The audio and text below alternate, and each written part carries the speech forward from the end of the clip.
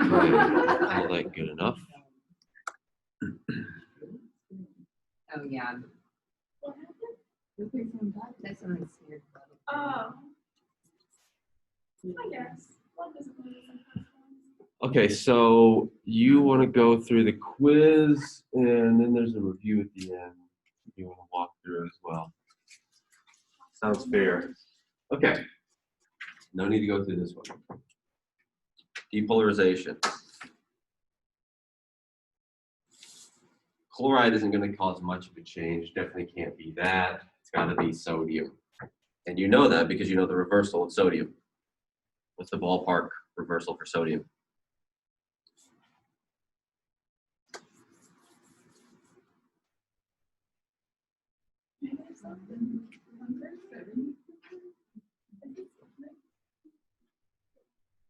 Thank you. Yeah, somewhere around 50. Very depolarized. So this is the only one that's going to work. Minus 100, basically rest. You're not going to depolarize. The only thing you can do is sodium. All right, how about repol? Most of us bit on the A and B are correct, because why the hell would I write that if it weren't the case? I knew it was a trick. Yeah, you were right. Well, I wasn't Well, you were, at that moment. yeah, half right. Why isn't it B?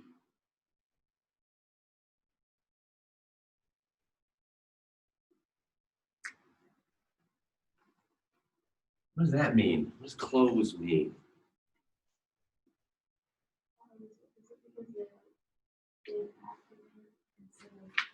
Thank you.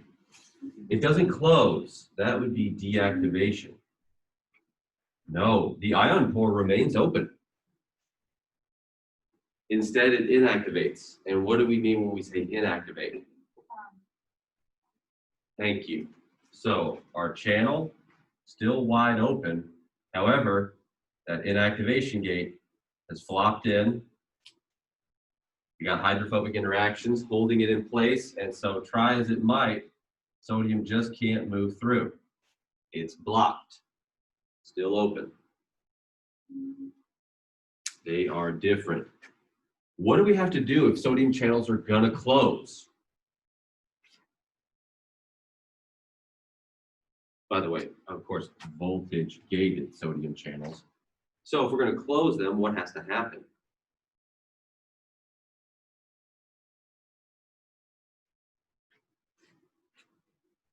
Vaishnavi, did I get it right? Yes. Cool, I hope you get this right too. No pressure though. What's that? Yeah, what kind of change do we need to have in our voltage in order to close them? Yeah, I get what you're saying. It's gonna be a negative deflection, right? Yeah, exactly. And it's so weird because we sit at negative 70, not 0, so I get what you're saying, yeah.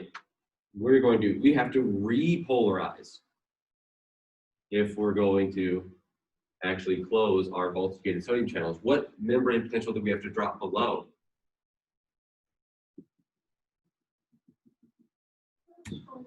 Yeah, thank you. We have to drop below the threshold potential. Only then are we negative enough that that activation gate sitting over here flops back into place and pushes our ion pore closed again. So in order for these to close, we have to already be repolarized. That can't be. They inactivate. Definitely not open. All clear there? Deactivate is not inactivate. Okay. Almost all of us got this one. So what does myelin do to capacitance? Let's imagine a myelinated axon. So we got our, let's say we got a non-myelinated axon, and then here's its little neighbor there. Myelin is going to wrap around it. So we're looking at a cross section of the axon here. All right, so there's our myelin. This is inside, and here's outside the cell. Which one's going to have greater capacitance? This one or this one? What's that? The one with myelin is going to have greater capacitance. So, what do we need to have if we're going to be a good capacitor? What are the characteristics of a good capacitor? We talked about this yesterday. Okay, great. So that's basically what it comes down to. Can you store charge? So if you're going to store charge, what you have to do is not allow the charge to move. So no ion channel. So we're just talking about the membrane. And you need to have a way for that charge to be held there. So you need to allow the charges on both sides to interact with each other, so that they hold one another in place. The ability for charges to interact is a function of how far apart are they. Have you ever played with magnets? Okay, good, good. It'd be a sad childhood if you never played with magnets. Are they more attracted to each other when they're very close or when they're far apart? Let's have some confidence, please. Thank you.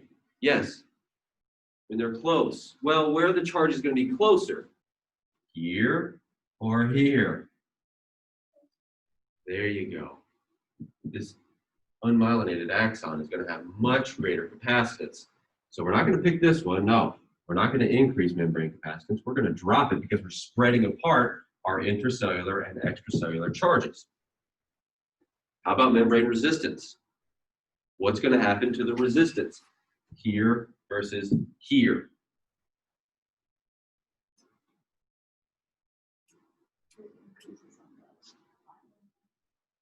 Much higher resistance. Yeah, exactly. Why is that the case? Thank you. Thank you. We have fewer channels. We have fewer resistors or conductors, I suppose. We have fewer places where ions can move. In fact, in the myelinated regions, we don't have any ion channels. You're only going to find those at the nodes. So we're going to have very high resistance. That's going to facilitate action potential propagation.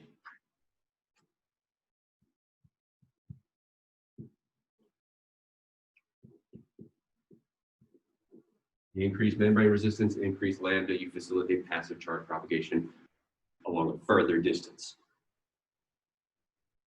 Not these two. We're not going to increase permeability. If we're doing that, obviously we're not going to be increasing resistance. We're going to be decreasing resistance. If you're going to do that, you need to insert ion channels, and what we're doing is removing them. Can't be that. I'm guessing someone just thought, oh shit, I need to finish the quiz. Okay, and we got this one. Calcium activated potassium channels. These things are great. These allow neurons to get burst firing, and that can be really handy for initiating a reliable response. So you see this a lot in the spinal cord, for example. When you want to move, you want to move. You don't want any debate. Once you've made the decision to carry out an action, you would like it to take place. So we have interneurons that are going to go between upper motor neuron and lower motor neuron. You've heard these terms before, yes? I hope so. Upper is up high, lower is lower. And they're motor neurons because they deal with movement. Okay, so the lower motor neurons innervate the muscle, but we don't have direct connection between upper and lower, and that's all there is to it. We have interneurons. We have excitatory interneurons that are coupled together, and they're going to burst fire. They're not only exciting each other, they're exciting that lower motor neuron with a burst of glutamate. So you guarantee you're going to excite your lower motor neuron, and because of the structure of the neuromuscular junction, you guarantee once you excite your lower motor neuron that you contract your muscle. We don't vote in the peripheral nervous system. Once we've made the decision up here, this is where the voting takes place, we want to execute the movement. The reason that they burst fire is because they have reciprocal excitatory connections with one another. That's going to excite them, and then what terminates it and creates it as a burst would be calcium-activated potassium channels. As you're firing action potentials, the whole purpose of that is to bring calcium into the cell so that you release neurotransmitter. When you're bringing calcium into the cell, that calcium is going to be a secondary messenger.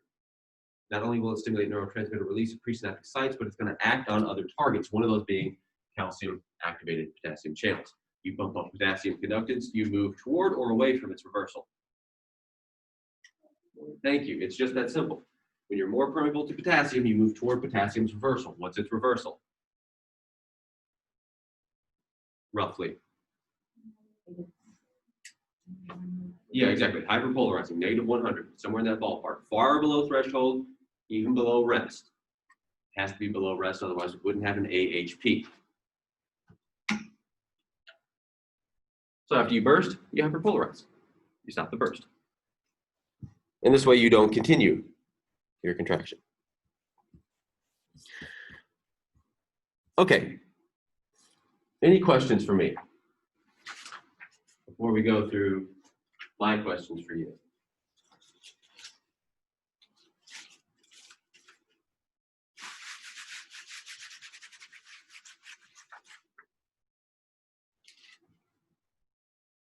Okay, I figured as much.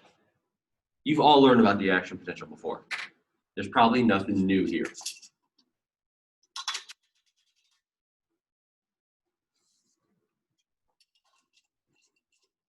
What are the phases of the action potential?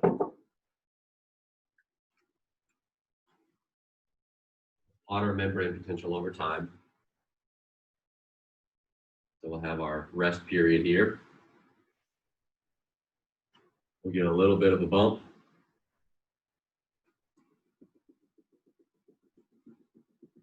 To hit our threshold potential.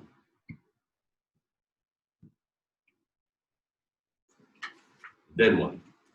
Now we're in phase one. What's that first phase going to be? What happens to the membrane potential here? Thank you. Depolarization. So that's the first thing that's going to happen. We're going to get depolarization. It's going to take about a millisecond. It's variable though. So some neurons are going to fire action potentials that last maybe 100 microseconds. So very, very fast. Most of them are going to be on the millisecond time scale that we're going through right now. So we'll give ourselves little millisecond times here. Each one of these vertical lines will be a millisecond. There's our scale bar. So the first thing that happens, depolarization. Why?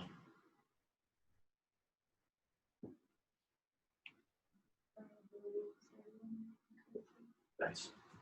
We increase our permeability to sodium, so we move toward its reversals.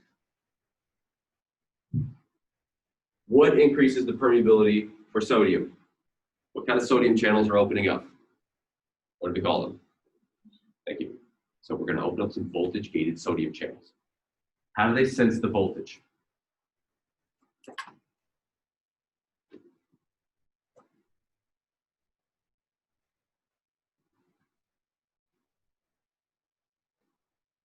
Oh.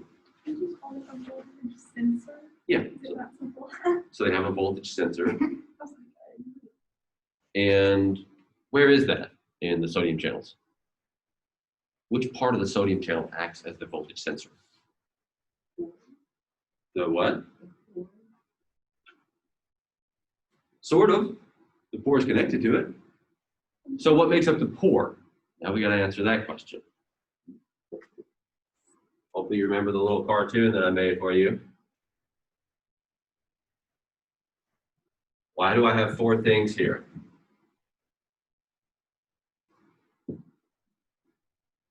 This is a top-down view of a sodium channel. Here's the hole. Do you remember this cartoon? I hope so. There's some circles in there. These are the transmembrane domains. Something like this. It's a cartoon, so you know it's good enough. I made it sitting on the couch, but it's pretty close to real.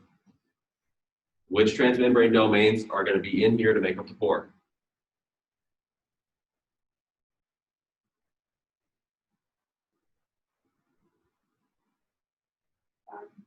Thank you. The fifth and sixth transmembrane domains are going to be the pore.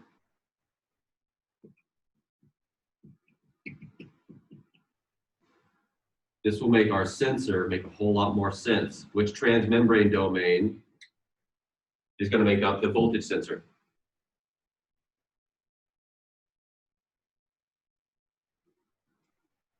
Which one might be connected to 5 and 6? Thank you. Just that simple. So in the fourth transmembrane domain, we have some positively charged amino acids. They have charge. Because they have charge, they're going to respond to changes in charge at the membrane. That's pretty nifty. So when we have some depolarization and we hit threshold, all threshold is just how depolarized we need to be to move the fourth transmembrane domain. And when it moves, everything connected to it moves. We're talking about a string of polypeptides. In fact, this is one continuous string. So if we were to flip this and look at it in the membrane somewhere, we'll put it here. Why not? There's another subunit sitting there. We're not going to look at the fourth one because it'll be in the way. There's strings of amino acids connecting these, and that one doesn't exist. It's all one continuous chain. It's going to pass through the membrane 6 times within each of those 4 domains, but it's one string. That third intracellular loop is going to be very important. So the sensor, that's our activation gate. What's our inactivation gate?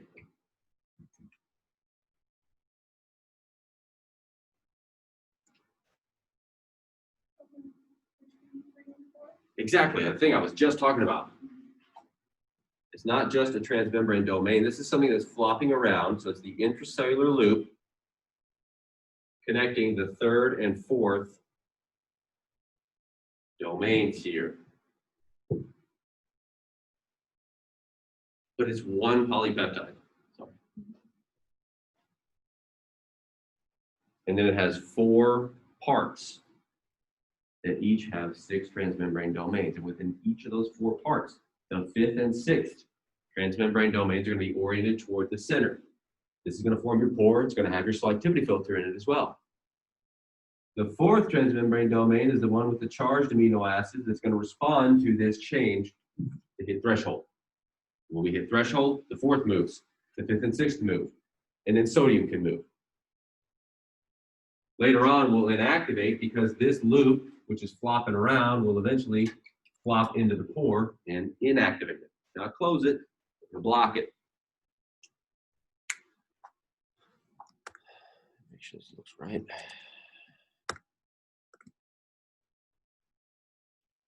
Okay, we can kind of see what's going on. Okay, so that's our first phase. A very long-winded way of saying depolarization. But you should probably understand, you know, the molecular mechanism of this here. It is called molecular neuroscience after all. Well, it was. Now it's called special topics or whatever the fuck it's called. But we're going to have the same content. So now we've depolarized. 1 millisecond down. Let's go to the next millisecond. Now what? What goes up? Let's come down. Yeah, exactly. We're going to repolarize. So we're going to move back toward resting membrane potential. The second millisecond, repol. We're going to reestablish that polarity, that negative membrane potential. How do we do that?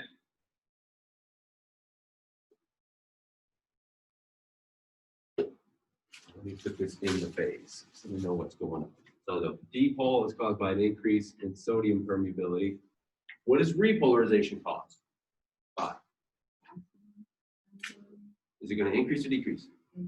Great. So we'll have an increase in potassium permeability. Anything else?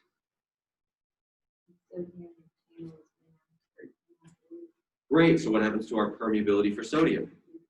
Thank you. This is important. If we didn't decrease our sodium permeability, we'd have a harder time moving away from its reversal. So what would the action potential look like if we didn't inactivate? Who would like to draw me right alongside this And not red. Red looks like a murder scene, as you see. I need to probably get rid of this one. I think blue was okay.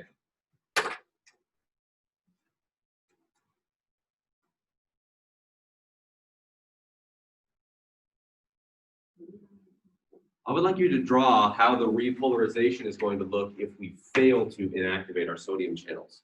What if we didn't do that? Please.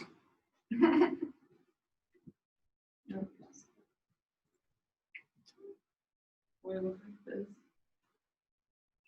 It's like take way longer.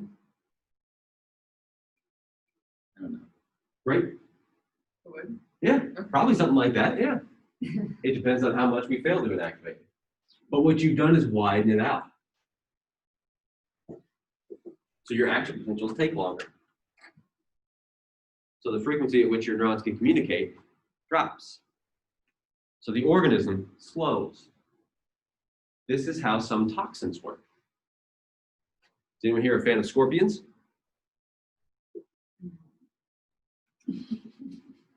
Well, you should be. They make some nifty toxins. And some of their toxins are going to act on the inactivation gate of sodium channels and prevent sodium channel inactivation. Now, depending on the dose and what species you are, that's going to determine the effect. It might widen out a little bit like this if you're a human and you get a little sting. If you're a cockroach, we can just go ahead and continue this on out of the room. It's not going to repolarize. So you're paralyzed. And this is great for the scorpion. Not so much for the cockroach. That's how we're going to lead to paralysis. We prevent repolarization. So we enter what we call depolarization block. So you stay depolarized. No more action potentials are possible, regardless of how much excitatory input you get. And then the calcium channels and your presynaptic terminals, they just desensitize. You stop bringing in calcium, no more communication. But we don't have to worry about that. Thank goodness we have an inactivation gate and it works. So we get very fast repolarization as a result, and our action potentials don't take as long, so we can operate at a greater frequency. So in some ways, I think this helps us be smarter. We can think a little more rapidly as a result. All right, now we're over here in this third phase. What's the third phase? Yes, the after hyperpolarization. So after we have our spike, we hyperpolarize. Why? Why don't we just go to rest?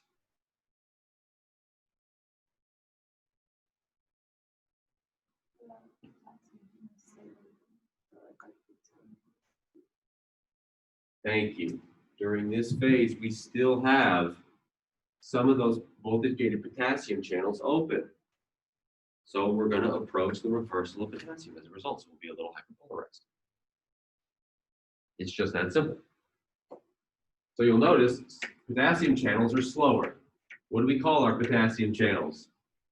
They're the delayed rectifiers. Thank you very much. Yes, they're going to fix the membrane potential. They'll return it back to where it was, but it'll take a little bit. So they're a little bit slower. Their kinetics are slower. They open slower and they close a little slower. Notice I didn't say inactivate. Potassium channels don't inactivate except when they do. We have a special class of those that do that, but that's not these. Okay, we can finally move on to here. That took long enough. We got our three phases of the action potential down. We got two different inputs. We'll call it A and B. It's glutamatergic. Which one is going to be a stronger glutamatergic input? Huh?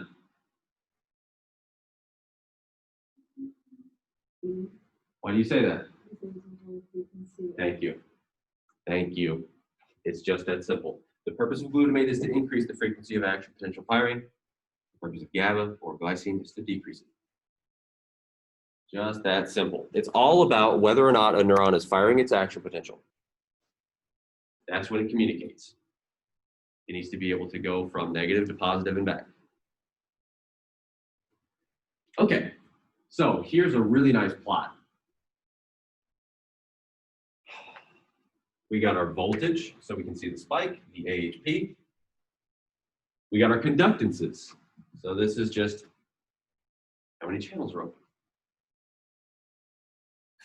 Our sodium channels are opening up here. We're conducting sodium.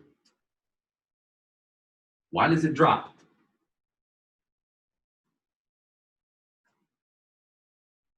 Why do you think the sodium conductance drops? Kaylee, do you have any thoughts for me? Well, let me ask you this. Why does it increase? What opens up our voltage-gated sodium channels?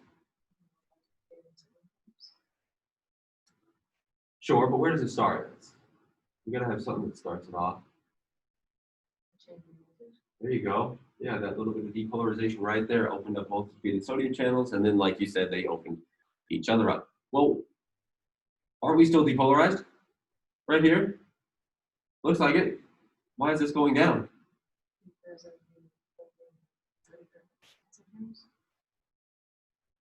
That would be why the voltage drops down, but here we're just looking at sodium all on its own. Just think how much conductance do we have for sodium? How well can sodium move across the membrane? So it increases because we're opening our channels. Why might it decrease? Why? There we go, inactivation. Very good. Let's look at our potassium conductance. Why does it increase? Anyone? Okay, great, but why? Why do these channels open up? Thank you. Voltage sensors, it's exactly the same. Is it still the fourth transmembrane domain? Is the fifth and sixth still the pore? Do we still have the inactivation gate as the third intracellular loop? No, because we don't have any of those. Like in our domains, it's 4 different polypeptides, so no inactivation gate. So, well, then why does it go down? Shouldn't it just stay up forever? Because we just opened them. Why is it dropping over here? What explains this? And don't be afraid to look at the plot right above it.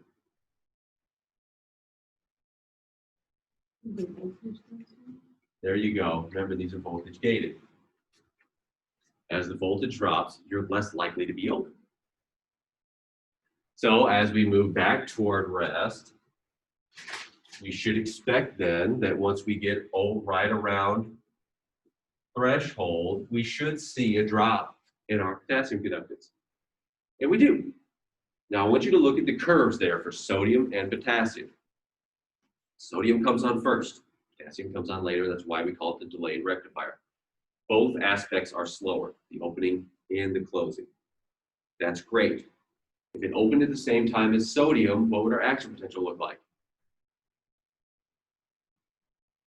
Would it be a taller spike? Would it be a shorter spike? Yeah, exactly. We would have nowhere near the same degree of depolarization. So we wouldn't have as strong of an action potential. We wouldn't get enough depolarization because we would have that potassium conductance to hold us near its reversal.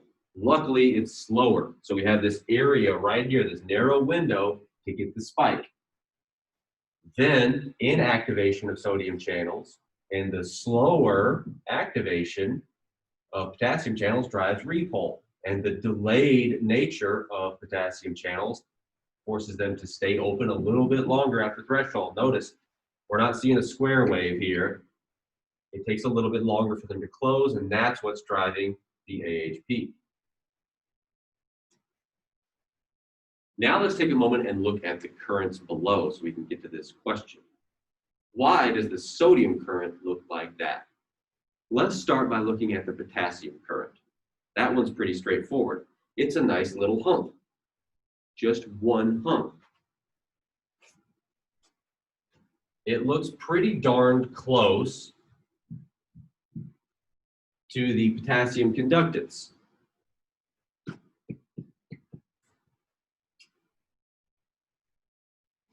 This is Ohm's law. G is the inverse of resistance. That's Ohm 1. V equals IR. I equals VG. Or I equals V divided by R. Same shit. We'll get more of a current if we increase our conductance, in other words. And lo and behold, when we increase our potassium conductance, we get a potassium current, as we should. And the peaks are pretty darn close. That makes good sense. And as our conductance drops, so does our current. A little steeper drop here. We'll get into that. But notice it lines up pretty well. What about sodium? Now notice it's an inward current. That's because we have to inject negative current to offset the positive current. Sodium depolarizes, it's a positive current. We inject a negative current to offset that, so what we're measuring is what we inject. So we get this inward current, and we have two humps. I see a peak here and a peak here. Why? Why do we turn back upward here, even though our conductance has not changed? It's moving up still. What explains that?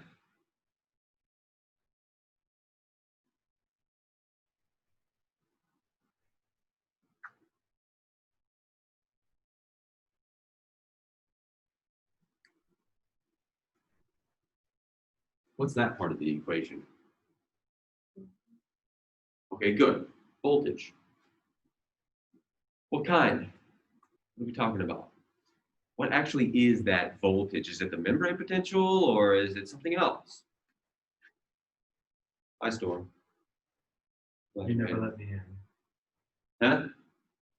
to the Zoom call. Oh. Well, I guess I can stop doing that shit then. All right, so what is that V? Have you ever heard of driving force? What is driving force?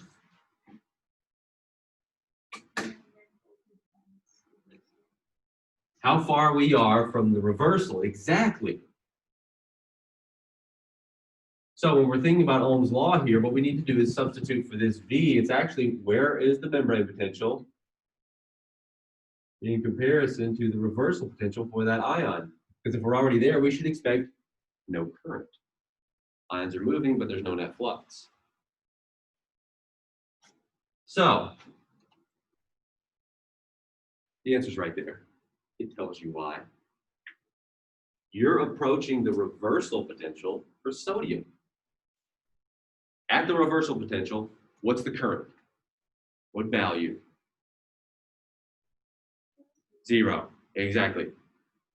0 amps, nanoamps, picoamps, doesn't matter. 0. No net flux.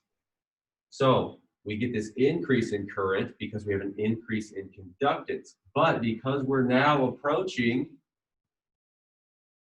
sodium's reversal, the driving force is dropping. When you decrease the driving force, you're of course going to decrease the current. And that's what we see here. Well, why does it increase again?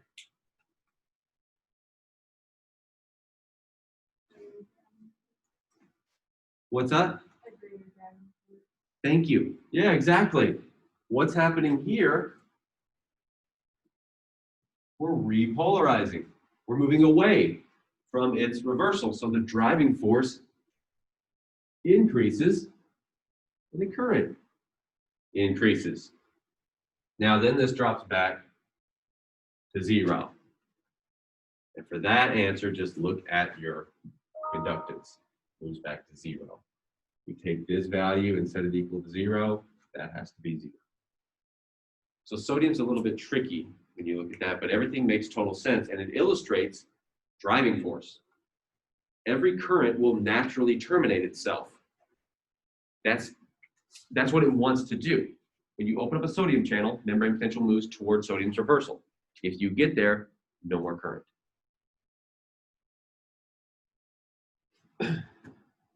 Okay, can we make good sense of this plot? Everything here looks fine. You got your activation, inactivation, activation, sodium, potassium channels. Can you explain one more time why there are two? What is the E in? That's another way of writing this. So the equilibrium potential Okay. for sodium, reversal potential for sodium.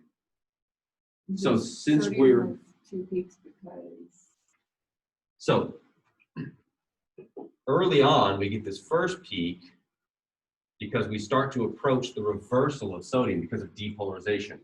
So depolarization causes us to have a decrease in the sodium current. The reason that it ramps up slowly is because voltage-gated sodium channels are going to activate stochastically, so not all at once. Some of them will activate early, some a little bit later, and by the time you move down, you pretty much guarantee that they've all opened, but you don't get a square wave. If we had a square wave for sodium channel opening, it would just drop dead. So this slow uptick in sodium current is because of the slow uptick in sodium conductance. But then it's going to reverse because we're approaching reversal. So the driving force drops. okay. V drops, so I must drop. Decrease your driving force, decrease your current. Then we're going to increase driving force because we've now entered repolarization. We're moving away from sodium's reversal. Since we're moving away from its reversal, this driving force is going to increase your driving force, increase your current. But eventually, sodium channel inactivation prevents any sodium current, despite the driving force. So these two things, your driving force and the conductance, are going to determine how much current you have. So for chloride, for example, very low currents, because we're basically at the reversal when we're at rest. You don't really get an appreciable chloride current until you move away from rest. So the only time inhibition matters is whenever you have excitation. And if you don't open any chloride channels, you won't get much of a chloride current. So both of those are going to have to happen. You got to open channels and you got to have driving force. Make sense? Perfect. Don't forget this. All right, V equals IR. This is your friend. That's what this is. So when you're thinking about current, just flip it over. I equals VG, driving force and current. If there's no difference between the membrane potential and the reversal, why would there be any current? Those two forces are canceling each other out already, no net flux. If there's no movement of ions, there's no current. As you move further away, you're going to get a greater current. But you can only get that if you have ion channels for those ions to move through. That's where the G comes in. I get that. Like I get the formula and I get that you need both to create the current. Yeah. So, and negative is actually an increasing current. Okay. So it's not, we're not seeing a decrease, we're seeing an increase here. Okay. We have an inward current because we're injecting negative current to offset the positive sodium current. So what's driving this is really an increase in G. So we're increasing sodium conductance, and that's what's creating this whole peak in the first place. So that increase in sodium conductance is driving this. But as we depolarize, the decrease in our driving force for sodium is going to drop the current. But Okay. then, as we move away from reversal because of repolarization up here, that sodium conductance and the sodium current brings us toward, the potassium conductance and potassium current brings us toward potassium's reversal. So now we actually get an increase in the driving force for sodium again. So we get an increase in the current. And then finally, that drop in sodium conductance because of complete inactivation brings us back to zero.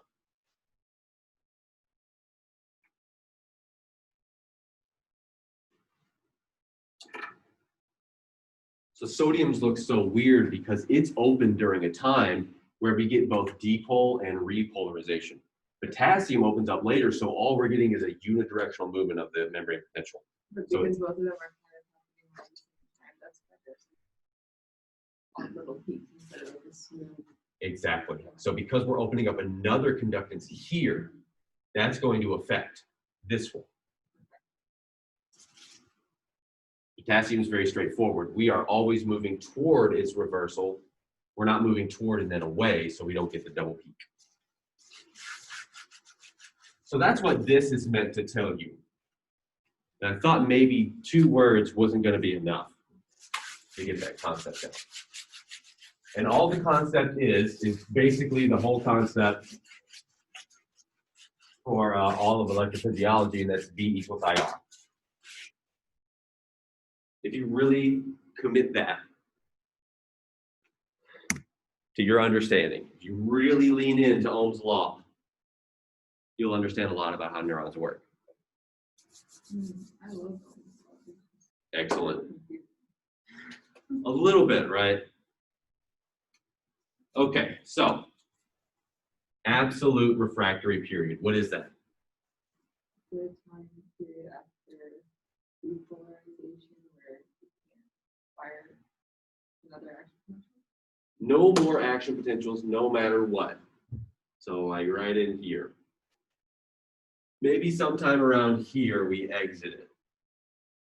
What creates it?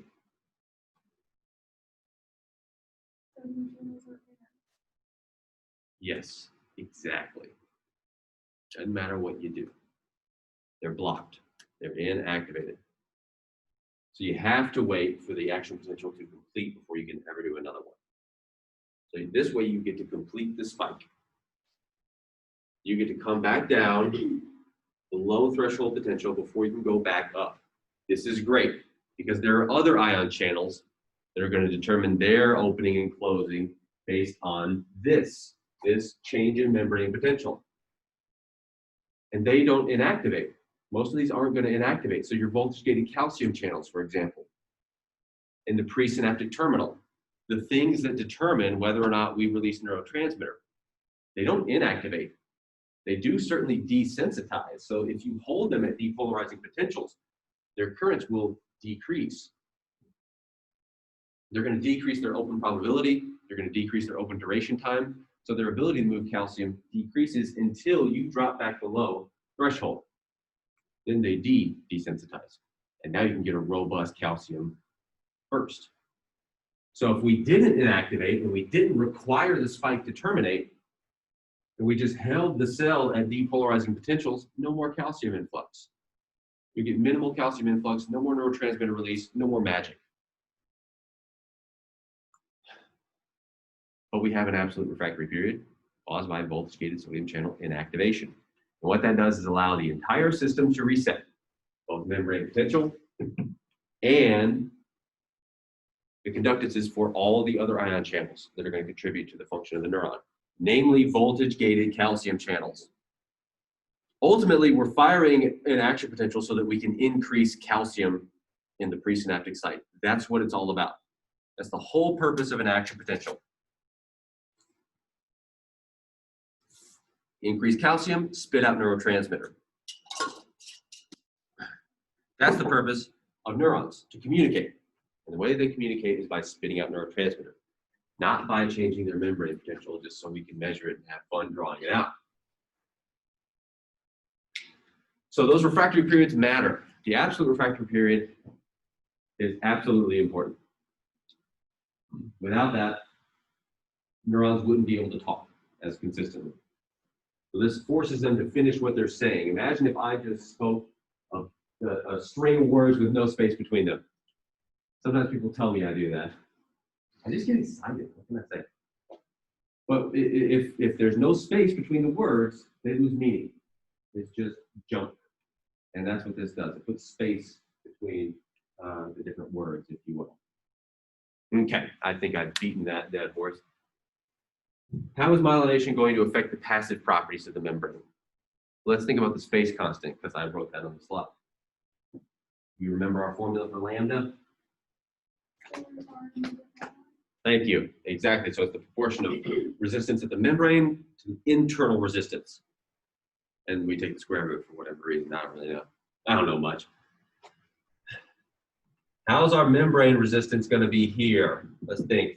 Are we going to have any ion channels on this neuron's membrane, given that it's surrounded by layer upon layer of other membrane? No, no. We're not going to stick ion channels in there. So how's the membrane resistance going to look for that section of the axon? Exactly, very, very, very high. So lambda increases. And what does that mean? Please translate that to real words. When lambda increases, exactly, passively, there we go. That's key. That passive propagation can extend over longer periods. And that's all we're going to be doing in these internodes. Now, when you see a cartoon of a myelinated axon, you always see the nodes is pretty darn big and the internode is, you know, maybe twice as big or something like that. But it's at least 100 times as big. So most of the axon is going to be myelin, and there's very fine, very small 2-micron places where we actually move our ions. This is great, and we'll see why this is great in lecture 5 when we think about spending ATP. You're going to spend far fewer ATP. You're going to cut down your energy bill about 75-fold, something like that. That's pretty good. Now, you're probably not paying the bills right now, but someday you will. And if you can cut down your bills 75-fold, that's amazing. How about the time constant? How are we going to affect the time constant? You say decrease. I like that answer. You didn't say it very confidently, though. Why didn't you say it very confidently? What's the formula here? That'll answer your question. Yeah.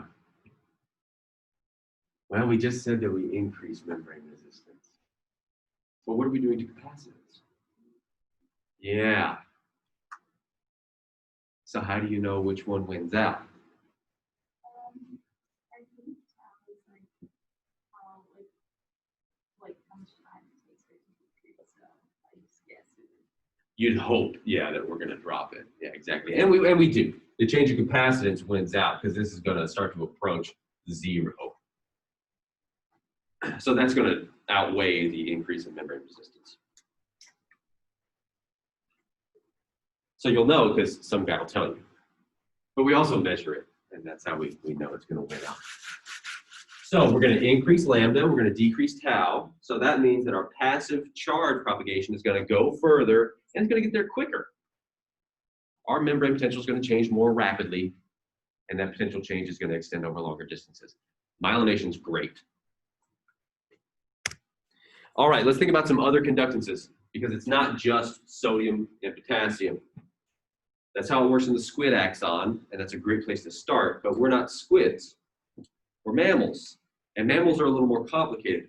We have other ion channels that are going to affect the firing patterns of neurons. Hey, we've seen these before. It's lecture 1 all over again.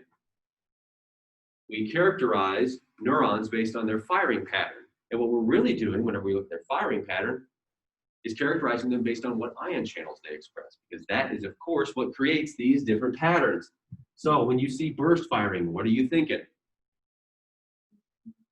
What's that?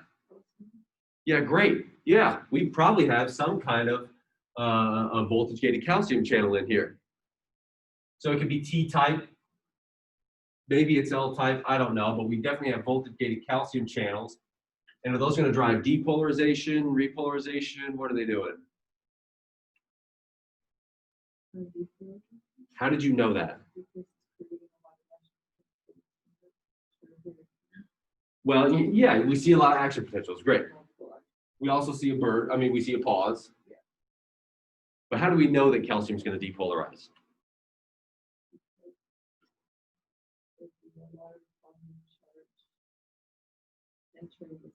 Okay, good. A positive charge is going to enter the cell. How do you know that it's going to enter, not leave? Excellent. Going toward reversal. Really, really depolarized. There's basically no calcium inside. We know that because we have phosphate inside. We don't want to have a lot of calcium inside. There's not a whole lot outside either, but it's more than none. And it's basically none inside. So sub-micromolar concentration inside, 1-2 millimolar, something like that outside. Still pretty low, but it's there. So because of that, we get a very positive reversal potential because we have a very strong diffusive force. So we need a strong electrical force to offset it. So the calcium channels are definitely going to drive that depolarization, and we get a burst. Why are we pausing?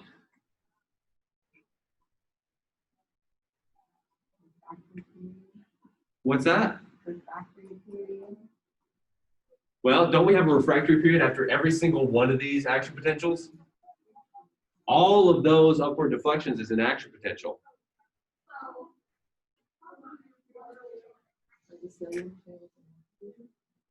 They do that on every single action potential. What's driving that long pause? Oh, what kind of potassium?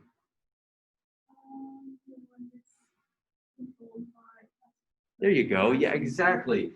That calcium channel is going to drive dipole, but it's also going to drive this pause via calcium-gated potassium channels. So there are potassium channels that respond to a bunch of things. Some of them are going to respond to the level of ATP in the neuron. So if you run out of ATP, you increase your potassium conductance. This way you don't fire action potentials because they cost ATP. So it's a way for a neuron to become less excitable when it doesn't have the ATP needed to pay the bills. Neurons don't operate on credit. So they bump up their potassium conductance. Some potassium channels are going to be gated by how much calcium is in the cell. There's a really important reason for that. What happens if we increase intracellular calcium levels too much? Yeah, excitotoxicity. You might form calcium phosphate crystals. You might permeabilize your mitochondria. You don't want to keep calcium levels high in the cell for too long. It's toxic. You also don't want to run out of ATP. So potassium is there to save the day. So we get a burst caused by the direct depolarization from calcium, and then we get a pause caused by the indirect repolarization or hyperpolarization caused by calcium via calcium-activated potassium channels. How about that delayed firing? They've delivered a square wave of current this entire time. Why didn't it start firing right here? We have some kind of potassium channel that doesn't activate right away. Maybe it activates slowly. What do we call those? Nice. Yeah. Yeah, so you have a delayed potassium onset. Not every channel is going to open up right away. Hold on. That is not what's going on here. That is not what's going on here.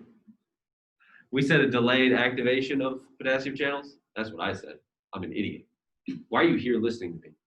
No. Wrong one. You guys are way ahead of me. You're already down here. Why am I down here? So again, we deliver that square wave of current, but now let's take your answer. Slowly activating potassium channels. Why does it have to be down here, not here? Can someone remind me of what the reversal of potassium is? Thank you. Very much hyperpolarizing. Will a potassium conductance make you fire an action potential or not fire an action potential? Thank you. It's just that simple. You're going to move toward potassium's reversal. This is not above threshold. Therefore, you will not fire an action potential. So if we have slowly activating potassium conductances so that it slowly ramps up, what we're doing is slowly moving toward potassium's reversal, and we should see a decrease in the firing rate, if not a cessation. Slowly activating potassium channels. Can't be the case here. What are we seeing here? Thank you. We're seeing the opposite pattern of potassium conductance. Maximal at the beginning, preventing us from spiking, but as it inactivates, we get a reduced potassium conductance. We thus are allowed to move away from potassium's reversal, and we can spike. Sorry, I fucked that up. Sorry, explain that adaptive again. Yeah. So we're seeing a very high frequency of action potentials here because we haven't increased our potassium conductance yet. It's slowly ramping up. So we're slowly being pulled toward potassium's reversal. as the potassium conductance increases, we become less and less excitable. So the firing rate drops. That's why we get a strong response in the beginning, kind of moderate, not so much, even slower. And that's because that potassium conductance is coming on slowly. And then you just need to go back to the Goldman-Hodgkin-Katz equation, bump up your potassium conductance. You'll see that's always going to bring you toward potassium's reversal.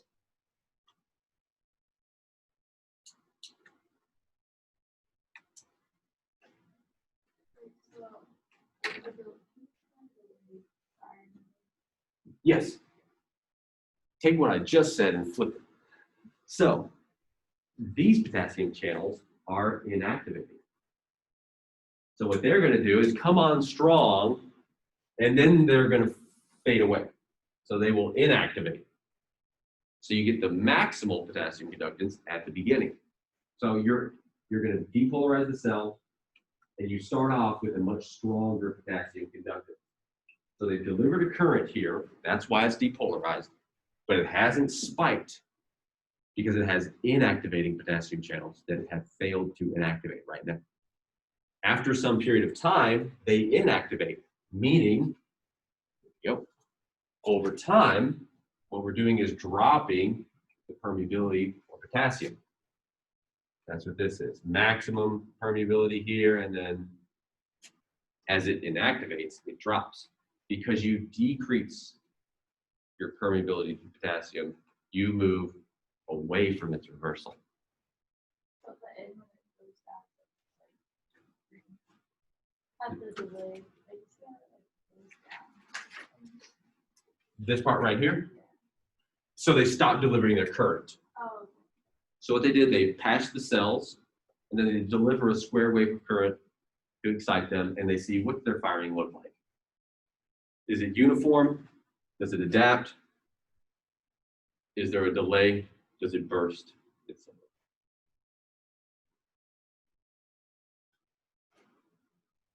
All this makes sense? Excellent. Okay. And then I have a quick review. Walk through.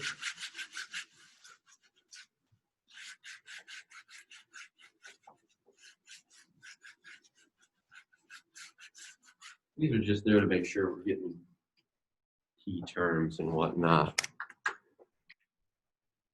Okay, so we have our action potential. We get this depolarization here because of an increase in permeability to. Thank you. Yeah, exactly. Voltage-gated sodium channels are going to do something soon after opening.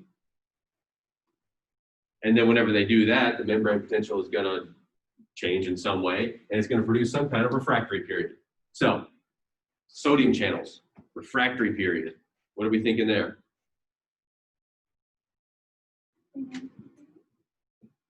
Nice. We're going to inactivate.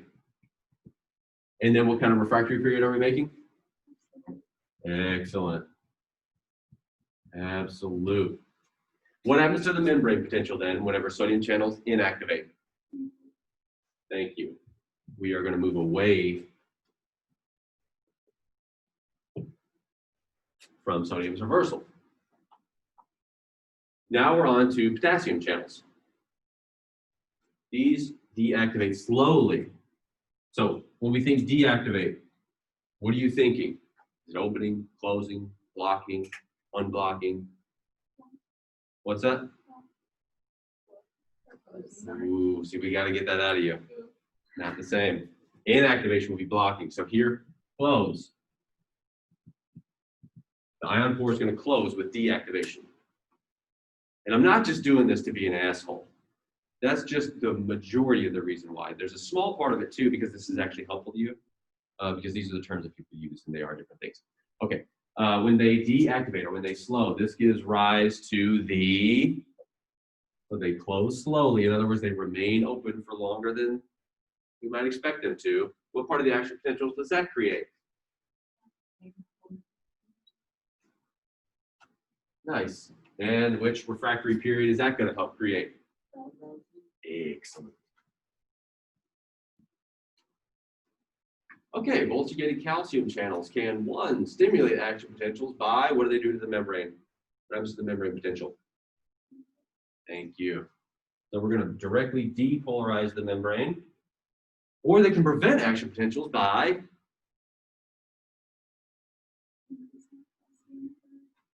Or the calcium that controls the. yes, exactly, calcium activated potassium channels. So they'll indirectly cause hyperpolarization of the membrane.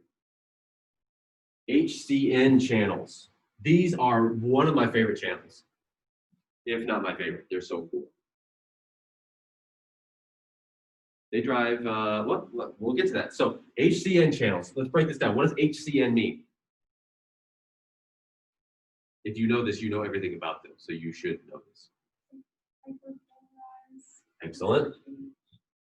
The H is hyperpolarized, so it's hyperpolarization activated.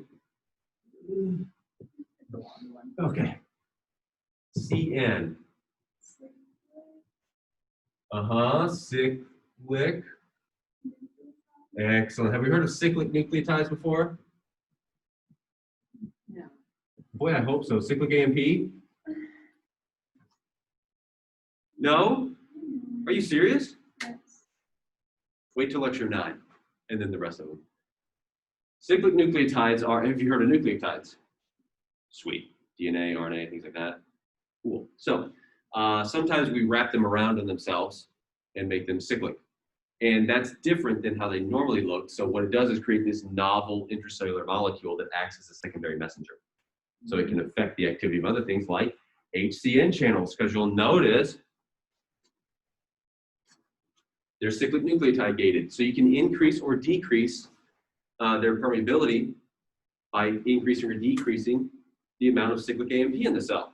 This is why our sympathetic nervous system increases our heart rate and parasympathetic decreases it. What it does is change the amount of cyclic AMP in pacemaker cells, and that affects HCN conductance. I've kind of given you the answer here to the last part, but okay. What activates HCN channels? Can we read my chicken scratch? Oh, the There we go, yes. And this is odd. They are activated by hyperpolarization. What the hell? Up until this point, you always had to depolarize the cell to get an increase in some sort of voltage-gated conductance. But these went opposite of that. When they delivered their negative currents, they saw this sag. It was strange. And it turns out these things are awesome. These keep us alive. They're not just in neurons, they're also in cardiac pacemaker cells. So they help maintain, thank you, pacemaking, not just in the heart, but also in the brain. Because every time you have your AHP, you're going to stimulate depolarization. HCN channels are cation channels. They're monovalent cation channels. They're going to reverse around negative 30 millivolts or so, well above threshold, in other words. So you'll move toward their reversal, which will get you above threshold, and then you're off to the races. And you get steady pacemaking as a result. And you stay alive. But they're gated also by cyclic nucleotides. So if you deliver a little norepinephrine onto the heart, that's going to act on beta adrenergic receptors. Those are, of course, GS coupled. GS stimulates adenylyl cyclase, which increases cyclic AMP levels, which then increases your H current. So you get faster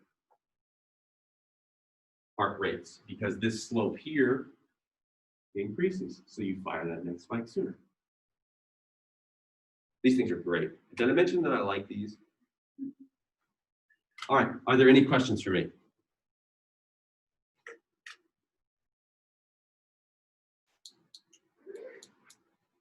All right, we'll get out of here and be somebody. I'll see you next week. We'll talk about dendrites and we'll talk about paying the bills.